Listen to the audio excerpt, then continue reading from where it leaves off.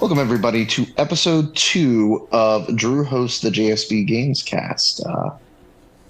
I'm happy to be here, and I'm with some of my favorite fellow podcasters today, since Rob is out on site on business, but that's okay. We've gathered together to bring you another show.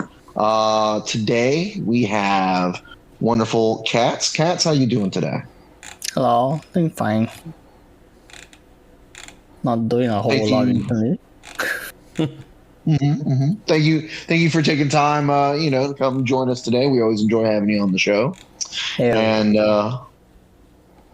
as always, we have our wonderful man behind the desk, our wonderful producer, our wonderful Ryan. Ryan, how you doing today? What's up? How we doing, guys? Everyone doing all right? Everyone doing good? I know it's been a busy few days for me, getting some stuff done and everything, stuff like that, but hopefully you guys are doing good. I know I'm doing all right, so just ready to talk about some video games this week. I'm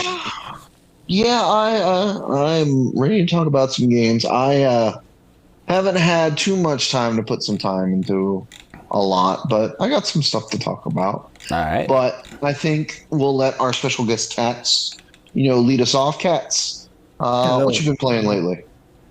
Honestly, not a lot, but I have been on like this weird retro fighting game binge as of last month. Oh, okay.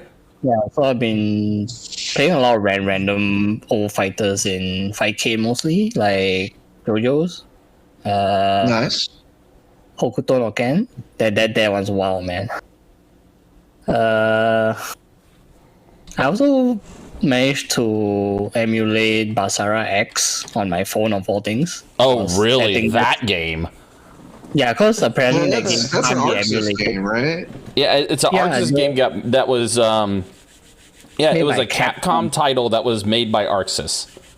Yeah, which is really surprising for me when I first launched it. I was like, hey, they did collab one time, and I can see why I never did it ever again.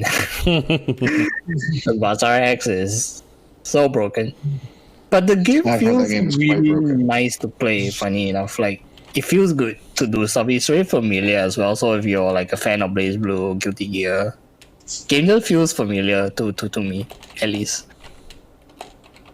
But goddamn, that game does not have breaks. It just goes.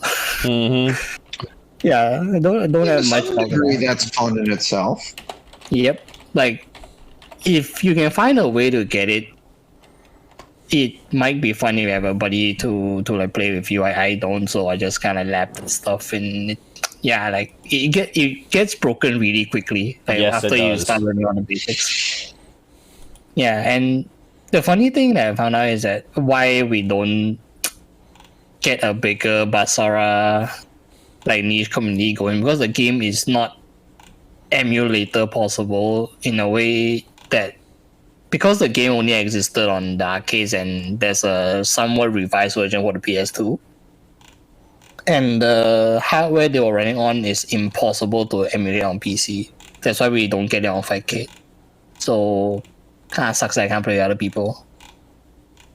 Didn't Hokuto no Ken run into a similar issue as well? Like, I know there was a PS2 port way back when, but it was also arcade and everything, and I think they finally got it to where it plays on FightK, but it was more the Dreamcast version or something like that. Yeah, something like that, because it's still running off the Flycast emulator for Hokuto no Ken. Yeah. And it runs pretty well. Like, it works. It randomly breaks here and there. It's kind of like CVS2 on 5K sometimes, where it just randomly breaks. Yeah, speaking of busted fighting games, Hokuto no Ken. Oh my god. We have a guy in Tallahassee who stands that game like I stand Falcom games. It's wild. Yeah. God damn it. That's amazing. But like, Hokuto no Ken's is like twice this guy's age. Hey, look. I'm just like, why? Like, what part of your like short life you decided, yeah, this is the game I need to get behind? Yeah, Toki Infinite are my jam. Stuff like that, right? Oh, like Hokuto no Ken, like I can see the appeal and the why people still play despite being so comically broken. But it's also like after getting into like the meme stuff, so the infinites and stuff like that, right? Like Ray and Toki. Good lord, how do the players do it, man? Everything are links. They're all links. There's no cancels. Mm-hmm. They're all links. Oh. It's really tight. Yeah, like every jab is a link, and they're almost one frame most of the time. Yeah, I don't know how players do it. It's hard. It's actually a really hard game, guys. Yeah, there's actually a pretty good like execution like barrier that's what that game I'm does. actually mad. I'm legitimately mad about that. That game is people spend time trying to get good at this game. Yeah. Yeah, and like Ray what's it, the dribble infinites, those are links. Yeah. Those are not easy. And to get to a point where you can start dribbling, you have to break the combo flow, which is by just doing a really long combo at first, then you transition into it. So I'm like, how are you guys doing all this? And it's funny too because like the way it works is like the higher the combo count is, the higher like the character will bounce off the ground and everything, stuff like that. Like there's some funny stuff that they just have in that game that is like it's just hysterically, comically just like bad, but like it's just so funny and like so fun to watch these long ass infinite combos and the way they do them. It's like it's just like how does this even the thing like. This was definitely before like Q&A and balancing changes were like well before then. Oh, speaking of balance, this is really insignificant, but it's worth mentioning. There's a character named Mr. Hart in the game. He's like this really giant, fat, obese guy. Yeah. He's the worst character in the game, but him on player 2 side is slightly worse than him on player 1 side. Yeah, there's sometimes games like that happen for him for some reason. So it's kind of cute. There's that he has that. Yeah, and sometimes it's like that. Like sometimes there's like weird things like where a certain character on player 2 side is like worse or better and stuff like that. I don't know how that happens. There was something like that recently. Melty Blood, Type Lumina, Mario. Mario was the same way. Mario was better on player 1 side than he was player 2 side. I thought this would be like a legacy thing, but what? Yeah, there's certain games where that happens. I want to say the same thing was also similar like Marvel 3, but I can't remember. In Strive, Viking has a mix-up where on player 1 side, it'll cross up in the corner, but on player 2 side, it will not. Yeah. It's true. Right. I don't know how that happens. Fighting games are weird, man. Like they're just an amorphous blob of like mechanics that don't make sense. Mm-hmm. Yeah. That's a good segue to JoJo's for me. Oh, you've been playing JoJo's as well? So here's the thing. I don't know what is a JoJo before this. It's like I just know the memes, the DOs, the time stops. The DOs, mostly the DOs. So I have no context on what's everything. But I have 2 friends who are like JoJo stands, and I randomly told them one day, hey guys, like Fightcade has like Heritage for the Future. It's like that old ass JoJo game has like really broken. Like, wanna try? And like shit, JoJo, let's go. So that's the Capcom version, right? Yep. Yeah. We all picked up the game, and it went south pretty quickly because now I'm a Shadow Dio main. My other friends like an Avdol main, and my other friends are the normal Dio main. So we're all like trying to get good for some reason. And after like a week of just casually beating up each other, we're like, I just went like, hey, why does this character does this thing? Then he's like, do you really want to know? You should watch the show. So I did. So now I'm also a JoJo fan. Gotcha. Okay. like okay, things because in the game like the characters were doing like really odd shit. I'm like, why really like why does this character turn people into a kid or some stuff like that? And I just kept asking questions like why JoJo weird, and they're like just watch the show. And after like a week of repeating the same phrase of just watch the show, I put up Netflix and yeah, I am. Now everything in the fighting game makes sense to me. Now, Pretty funny. so once again, I have no idea why, but legacy games tend to be very link heavy, and JoJo is no different, except you have to add negative aging into the game. Like, it's almost as if everyone is Zato from Guilty Gear. Like, Yeah, it makes I sense. mean, that's a because really you good have stands. comparison. Yeah, but not everyone has like a stand. Like, some of them has like weapons for stand, so they're more like stance change characters. Like one guy named Chaka, he has a sword. Like, he starts with the sword sheathed. Like, then you can press the stand button to take the sword out, and now he's like a wrecker based character. Before that, he's just like a poking Sony guy. It is different, like per character. But if you do have like a stand, you can do like Coral Circle back S, and during the Super Flash, you can input like a decent amount of buttons, and then the stand will do whatever you press afterwards. So you're kind of like programming the stand to do something, and then you have free form movement after that. You can do whatever you want. People use this to sandwich you, and it's really annoying. But it seems to be like the meta of the game. Like, if you have a stand, you're probably at least above average.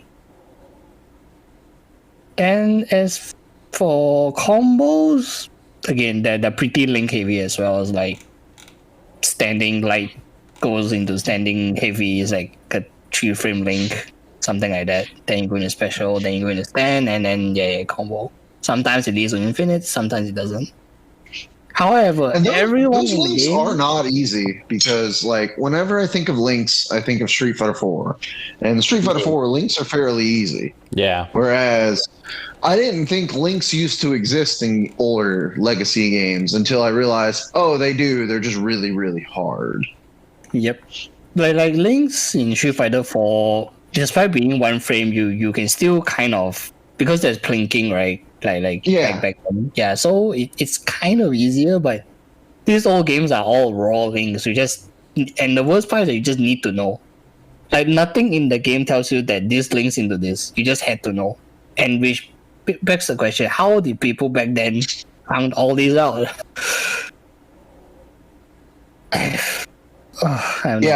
Finding stuff out for older games is a lot harder. Yeah, and how do people know, and how are these games so optimized today? Is it because like it's already been so long that people has played the shit out of them? I mean, you get people that's played these games forever and stuff like that and everything, and it's just like anything like Super Street Fighter 2 Turbo or anything like that. Like, they just played the games forever, and like they just got, obviously they've kept playing over time, so that's why they have stayed as good as they had and stuff like that and everything. Yeah. I also want to mention that Heritage for the Future, it's comparable to King of Fighter of all things, because you have stuff like roll, you have stuff like hops, hyper hops. Mm-hmm. It's very KOFE when it comes to offense. So if you have a hop button that's really oppressive, you're probably gonna be mixing people out left and right. It is a hard game. I still think JoJo's a hard game. Like, it's hard to pick up. Mm-hmm. But once you get into like, oh, I actually have 2 characters, then it's pretty easy, I guess. Like, if you're used to playing Zato, you're used to playing characters like Ghostblade in DNF. I guess that's why JoJo clicked with me so much, because I like this type of characters, and I have a whole game that's like this. So it appealed to me really quickly. And Shadow Dio plays a lot like Ghostblade. Like, he does like summon the stand to do like one thing and one thing only. Like he's unique in that sense. He doesn't have like the recording super. He doesn't have like, I can put my stand here and then like remote control him from like a distance. He doesn't. He's closer to Ghostblade in DNF, where you press S, the stand comes out, does like one punch, and that's it. Alright, there's running normals in this game, which is cool to me because the only game that I played with running normals were Under Night. So yeah. But yeah, that's like the three retro games I've been really putting a lot of time in. Like I did try to pick up CPS2. Game broke so much that I can't really play it that much. That's unfortunate. CVS2 like is definitely like my favorite fighting game of all time. I do manage to play enough to form a team though, so I guess that's good. Which is P, Groove, Yun, Chun-Li, and Mai. Oh, okay. Never thought I'd see the day I get to play Chun-Li and Mai in the same team. I guess True. yes, it has always been there all along, so that's cool. I play Mai in CVS too, so I respect that. Let's see, my team was K Groove, Cammy, Bison, Sagat. Yeah. Bison and Sagat, I think those are top tiers, right? I don't know, my knowledge of CVS2 is really, really low. Yun is really, I play really Kyo, Mai, Terry. I have a very SNK heavy team. Okay, yeah, you're basically all SNK. I guess I mixed in a little bit of Rock too. I played a little Rock Howard in that game too, so. I wish the SNK characters were better in that game. Yeah. I'm trying to think of like really any SNK characters stood out, but to be honest, it was more. It was either Sagat, Sagat, Sagat, Blanca, Sakura. Bison and A Groove. I think Vega as well. Claw. Yeah, Vega's pretty good. Yeah. Iori was all right. Yeah, Iori was all right. I was trying to think who was maybe the best SNK character, like tier wise. Iori is the best SNK character, followed by like the sword chick. From Hibiki. Yeah, Hibiki. Yeah. I tried to pick up Hibiki, but after looking at her command list, I'm like, why is it weird? And I was like, alright, Legacy SNK has those, so I just didn't. Like, why is a run like almost a pretzel? Why are SNK like this back then? Kind of glad KOF 15 doesn't have that anymore. Yeah, so like the best SNK characters, according to like some community tier lists I'm seeing, are Iori, Geese, Hibiki, Rock, and Kyo. Were often regarded as like the best like SNK characters. Geese is cool. Yeah. Geese is always I like cool. Geese a lot. Yeah, Geese is really cool. Geese is probably like one of my favorite fighting game villains. Yeah, Geese is like, probably one of the more iconic ones for sure. Like he and Rugal. Predictable. Mm-hmm. Man. Is Rule even legal to play? I don't think it's legal, right? I mean, regular Rugal and Akuma were, but they were definitely mid tier. The Omega Rugal and Shinakuma though, they were banned because they had like infinites and stuff. Right. Especially Shinakuma, he had like an instant air fireball like infinite. It's cute. That sounds about right. Yeah. That's my venture into old games because I grew up liking fighting games, but I had no one to teach me or learn. So, I told myself like, now 5K's available. It's basically an arcade at my own home. Like, so let's just try some of these legacy titles. And needless to say, I'm pretty impressed with all of them. Like, I'm also impressed at how hard they were back then. There's no internet back then. So how are people learning these games? Yeah.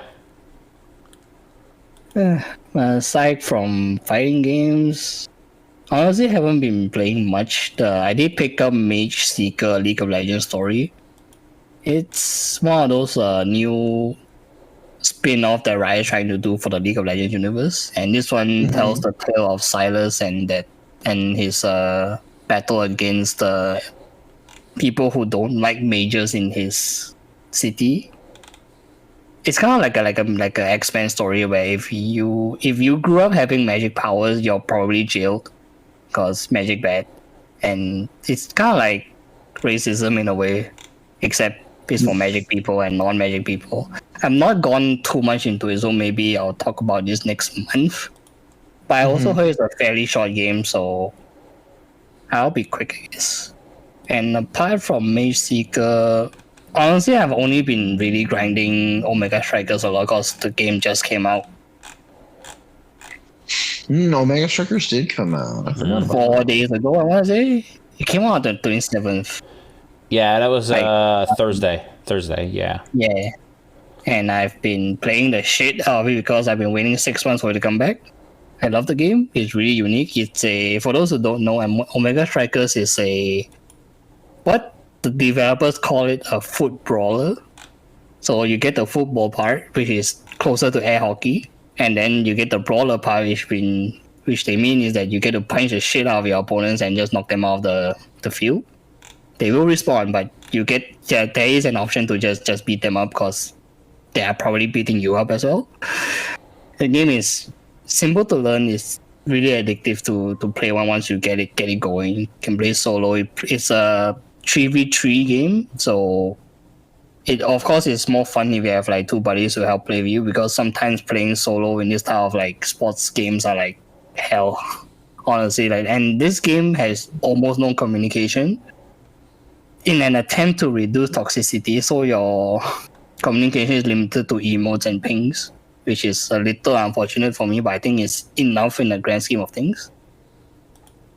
And the best part is that it's free to play, so go check it out. Omega Strikers, really not much to talk about right now because I'm still like trying to get into grips with the meta and everything. The game has completely changed from the beta I played 6 months ago. It really has. Yeah. So yeah, that's pretty much on my end, like the last month.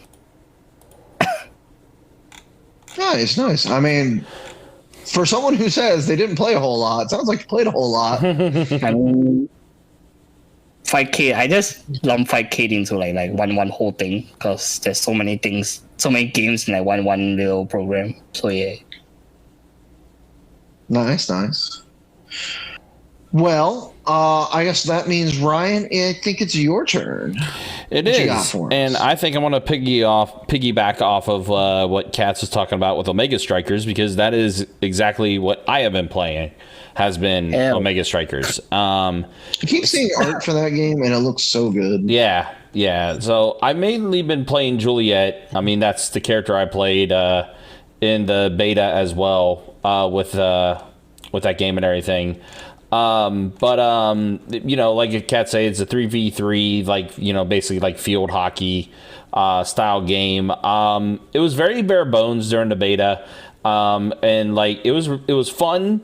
But people did get kind of bored of it a little bit pretty quick because it was kind of the same thing over and over. Like you played this hockey game, 3v3, first to 5, you know, wins or whatever the case may be. Games were really, really quick, things like that. Like I personally enjoyed how quick the games were and everything, but I also understood the argument. It's just like, man, there's not really a lot to it, you know, outside of just the you know, field hockey style of game and things like that and everything, right? So kind of some of the things that they did that have changed up the game drastically. They now treat it as basically like a fighting game set in a sense, right? So instead of being the first to 5, it's first to 3. And instead of the game just ending there, that's the end of the first period, right? So it's basically the deal where it's like the first to score 3 goals wins that set, and the team that's the first to win 3 sets is what decides the game. So it could be a very quick game that just goes 3 sets of 3 or whatever, or it can go the distance and go all the way to the full 5 sets, depending on how the teams play and everything. And they've added like different things where like you can pick your own buffs that are available, and it's based off of performance in the set, right? So if you were like the best player of that set, you'll get the first pick of which buff do you want of 8 particular buffs that you get to choose from. And it could be anything from like enhancing your skills to, creating more damage off attacks to other players, getting more knockdown like stats or knockout stats, things like that. And then you also get like buffs at the beginning that you get to choose from, if you want to make your character faster, if you want to make your character a little bigger, things like that and everything. So they really changed that aspect to where, like, as Katz was mentioned with the meta and stuff like that and everything, where they just throw in a bunch of different things to like customize at that point of like how you want to play the game, basically, and also based off like what character you're playing as well and everything. And they have a pretty unique mix of characters that you get to choose from in the game and stuff like that and everything. Also, like the maps or like the fields that you play on are different as well. There's actually now like different fields that you get to play on, and they all have their like own like unique attributes. And sometimes like the goal won't be accessed immediately. You have to like hit these like bumpers or stuff like that, like pinball in a sense, right? Where like you have to hit these certain bumpers or certain obstacles that would eventually open up the goal that you're trying to score in and everything as well. So like they've added like a bunch of different things to kind of add some more like game element to explore and have fun with, while still playing, the field hockey aspect of the game and stuff. So I've definitely been enjoying the new changes stuff like that. I didn't realize. I know, like, when Katz told me like all the changes stuff like that, I was like, I was kind of wondering like how drastic it was actually changed. And yeah, I mean, it added a lot of different things. Like, I was actually kind of impressed with how much they added. Almost like a new game. Yeah, basically. There's 2 new characters they added as well. One character's like a short like samurai like ninja character. I forget what his name was though. Like, it starts with a Zentaro. Zentaro, yeah. And then another dude named Rasmus who has like this like hook thing that he uses in the field hockey stuff and everything. And then there's a couple other characters they added, like Rune. I don't see anybody really playing Rune though, so I don't know what he does. Rune's just really hard to play. That may be why then. Yeah, it's really hard. Yeah, so yeah, they've added some new characters, new maps, like new ways to play the game with like choosing your buffs and choosing like what things you want to use to kind of level up and stuff like that, and then just kind of go from there. So I've been playing a lot of that. Mega Strikers has been very fun. Definitely recommend everyone to give it a shot, give it a try. It is free to play, so you can't beat that. So it is. I should download it then. Yep. It is free to play, so definitely, give it a shot, try it out, give it, find out for yourself. I personally like the game. I think it's a lot of fun, but definitely find out for yourself too. And it made the controller functionality better to use as well, because I know like the beta, sometimes the controller was acting wonky, but now there is like full controller support, so you don't have to play on a keyboard or mouse if you want. You can play on controller. Is it cross-play as well? It's crossplay everywhere. Yeah, so, every console has Omega Strikers. Yeah, so that's the other thing too. It's accessible for everything. Like you can think there's even a mobile version too. So like it's very much crossplay. So definitely give it a shot. It's definitely put a lot into it. Plus, hey, Trigger made the opening video for it. That's saying something too. Trigger only does quality work. So another game. That's a fair point. Yeah. Exactly. Another game that I messed around with a little bit last night, and it's a game I kept seeing in my recommended, and I had a little bit of money to spend, and it was kind of on sale, but I'm like, hey, you know what? I'll give it a shot. See what it's about and everything. But it's a rhythm game called Melatonin. Yeah. So. Yeah, so I bought that last night and was playing it. It's a very different rhythm game, because it's not like your traditional rhythm games where you like see the inputs and stuff like that and everything, and then you try to hit the inputs on the rhythm and things like that and everything. Although it does contain that aspect, but it's done differently. So like I just started the game last night and everything's hand drawn, in the game too. So like all the animation stuff and everything that's done and stuff like that, it's all hand drawn, and you have to complete like certain stages and stuff like that of like this character, this dude that's like having these dreams when he falls asleep, and like it could be just a random dream where like he's eating a bunch of food, or like he's doing a bunch of shopping, or he's playing, you know, a bunch of video games, things like that, whatever. And like the stages are like when the music's going and everything, you have to listen into like actual like audio cues for when you hit the input. And you'll see based off the animation if you get the input right, if you get it perfect or not. Like, for example, there's one where like you're going through the food dream, right? And you have this like box of donuts that's launching donuts at you and everything, stuff like that. You have to time you have to time your inputs based off when the donut is approaching for you to eat the donut. If you hit it perfect, you eat the donut. If you mistime it, you miss the donut. So like that's kind of like the way the rhythm game is done. Is like you got to time your audio cues with the rhythm of the track, also being based off the animation and looking at that too and everything.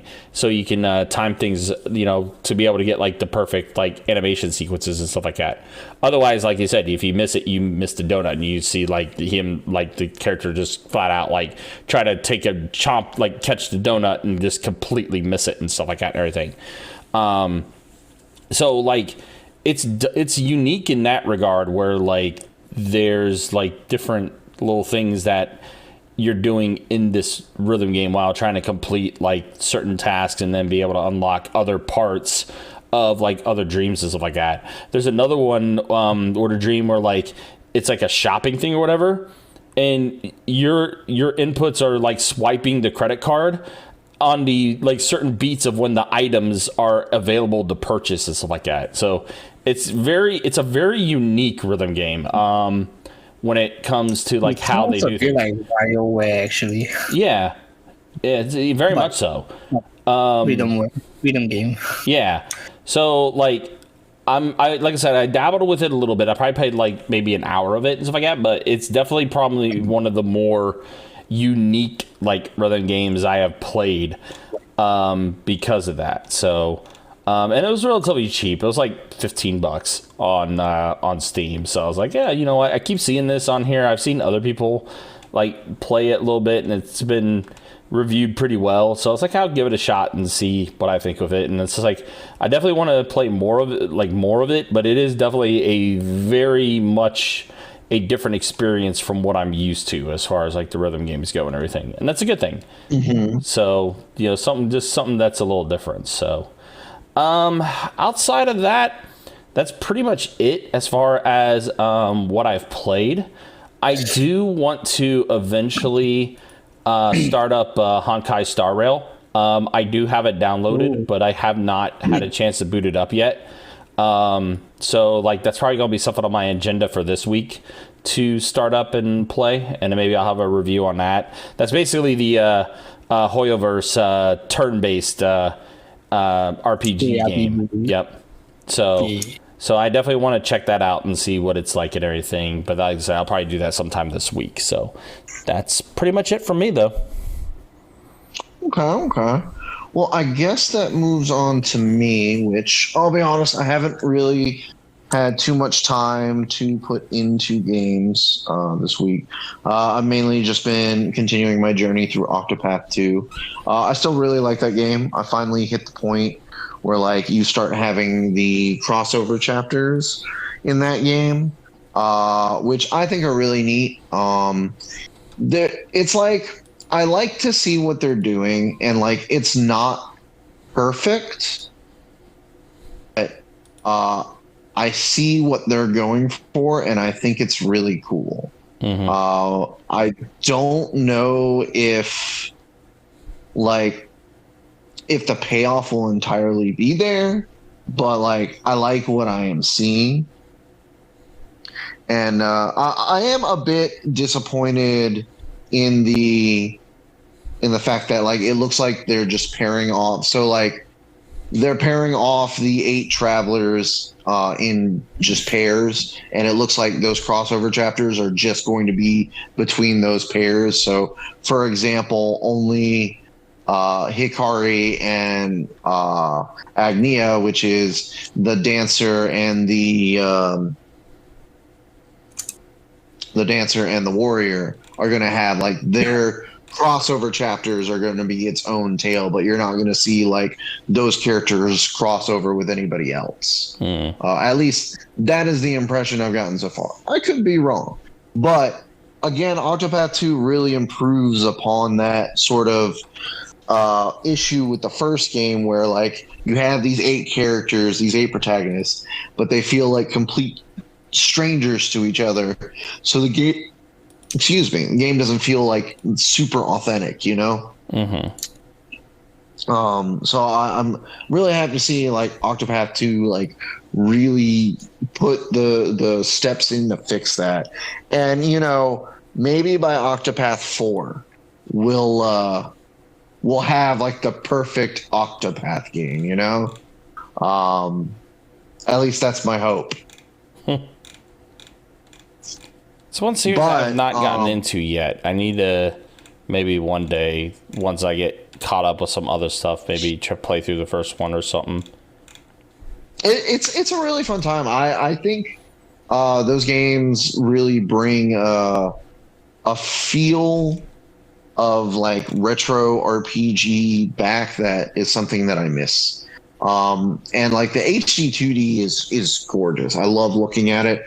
Yasunori Nishiki's soundtracks are 100% fantastic. Like I love the soundtracks. Like the second boss theme in this game, like it lives rent free in my head. I'm doing like the whole cat like bobbing its head type vibe like every time it pops on, and like I get so hype every time I hear it. I'm just like, the song is so good.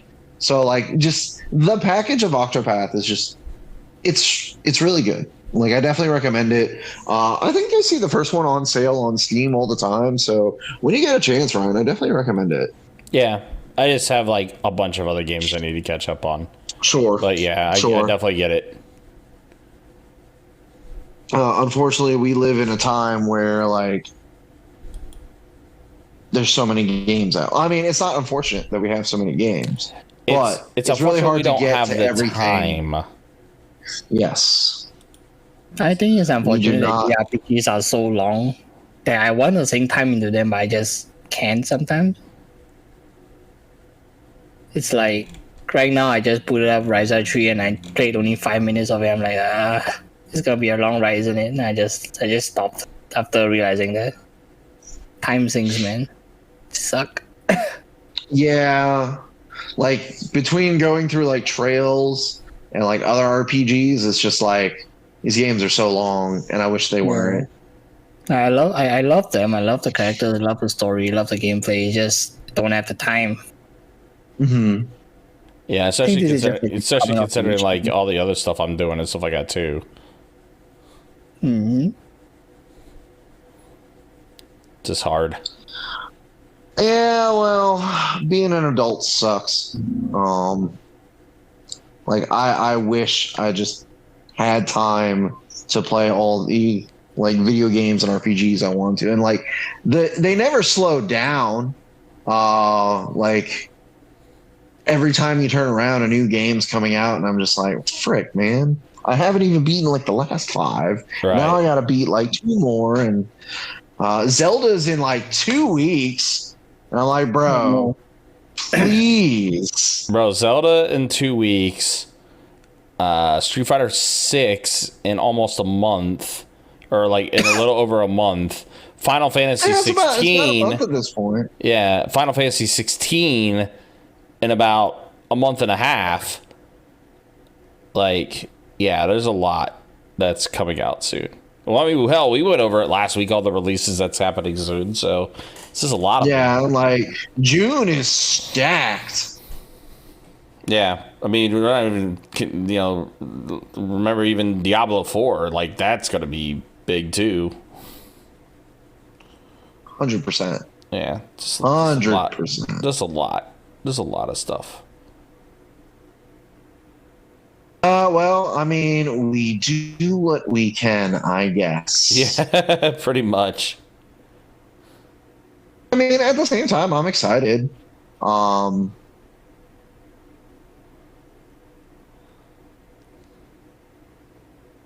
Games are fun. Just 16. I think that game's going to be insane. Games are fun. Games are indeed fun. yeah. But for all the complaining about new games coming out, like I'll also say I can't wait for X game. Like I can't wait for Final Fantasy 16. I can't wait for Zelda. Like these games are going to be sick, and I need them right now. Even though I am drowning in a pile of like 50 games I haven't played yet. Yeah. At this point, I'm really only looking forward to Street Fighter 6. Both Really? for the reason is that I need a new fighting game. I'm getting really bored of a lot of fighting games I'm playing right now. Like the only fighting game I'm like actively grinding is just Plus R right now, and occasionally Strive. And that's it. I don't really play anything else. Hey, listen.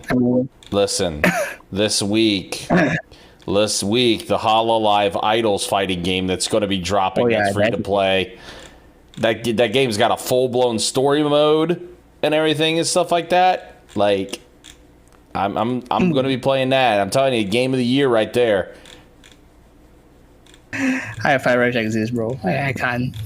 Hi-Fi Rush is set too big of a standard for this year for me. It's really hard to be right now. Yeah. Believe me, that's another game that's on my list that I need to play is Hi-Fi Rush. Yeah. That game's gonna be tight. Mm-hmm. That game is like I really want to get to it, and I know when I do, it's gonna be tight. Yeah, that's kind of my thing. It's like whenever I get the chance to actually sit down and play it and stuff like that, I am definitely gonna be all for it for sure. Once again, it's a matter of time. You know, you do what you can, and you try to fit in the games that you want, and pray for the best. Mm-hmm. But I don't know. Video games are cool, I think, is the point I'm trying to make. While also complaining that I have no freaking time and it sucks. Yep. But that being said, in terms of I am on top of Octopath, I have been grinding some Strive. I finally made Celestial with my Biken, Nice. which isn't like a huge deal. Like Celestial these days, like it's not a huge deal, but it's kind of nice to hit that milestone that I'm making solid progress with this character that I picked up. And I don't know why I decided to grind Strive now of all times, but here we are.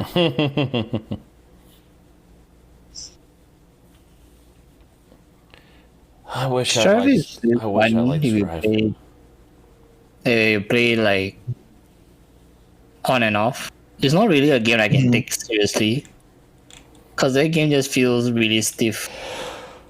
Like combo wise, it feels really stiff. I can't salvage a combo, so to say, like I can do in Exert or Plus R. And also because I don't have like a character I really, really, really like in Strive, like other than Zato, but even then I'm getting really bored of him. Batman wasn't it? Batman looked cool in the trailer, but after playing him, I have no idea why. Just not for you. Yeah, this character just feels gimped. Like everything he does feels gimped. I have no idea how to properly explain it. It just feels weak. I like the deja vu mechanic. I think it's really neat. I think it's a mechanic that ArcSys is going to have to tweak very carefully, because it's like borderline busted, like almost like L-Felt Pineberry Grenade busted. That like, I don't know. It's weird. But maybe I haven't played against good Batman, but right now the ones that I have played is like floor 9, 10, and they're still like struggling to do what they want to do. I have no idea what they want to do, so I just kind of like oppose and just do Zato things on them. I don't know. I mean, oppose is a difficult thing to deal with. True. To begin with. I'll be honest. Like, I have opinions of maybe that move shouldn't exist, but I'll save that for another day. But I have seen like some very competent Bedman players, and they are quite good. I mean, they are quite scary. In Exard, we had one of the best Bedman players in the U.S. in our group, Jeff.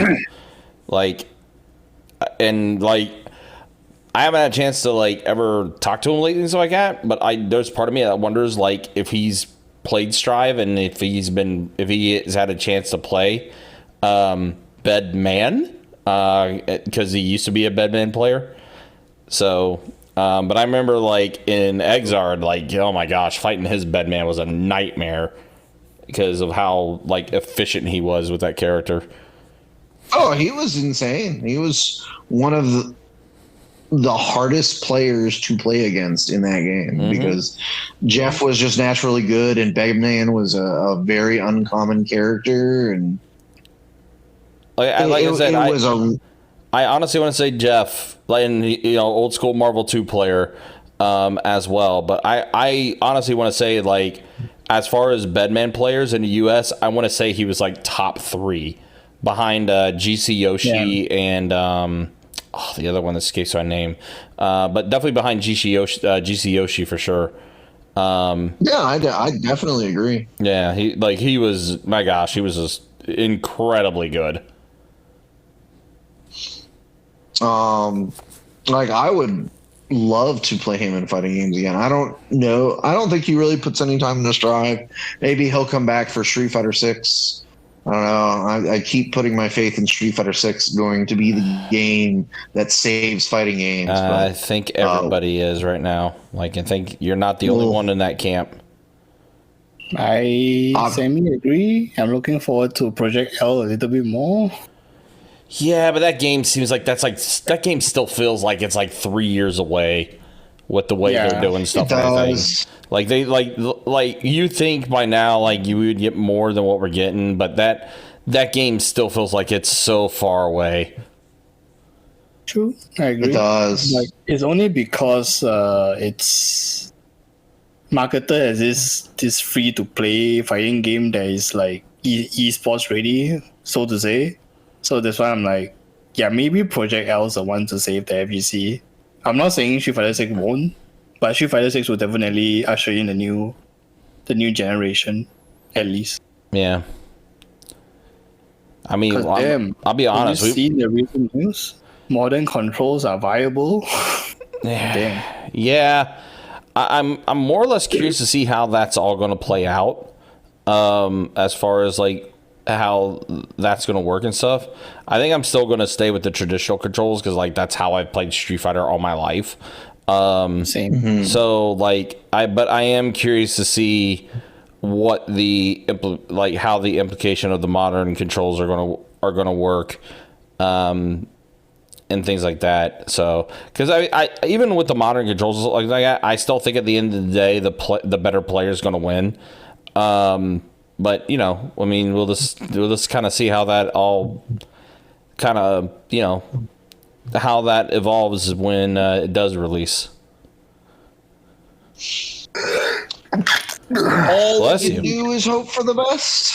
Yep. But again, I have high hopes. I think we're gonna return to like 2009. Like Street Fighter 4 fighting game resurgence, and it's going to be grand. Yeah, definitely feels that way. At least that's what I tell myself. I mean, it feels that way. We'll see if that's actually how it works. But I have high hopes. Nothing and wrong you with can't that. tell me otherwise. Nothing wrong with that. But with that, I think that's all I've been playing. Does anybody have anything else they'd like to add, or have we reached the end of our short little show here? I think this is a good stopping point. I think we. I mean, I know for me, like that's all I really hit on and everything.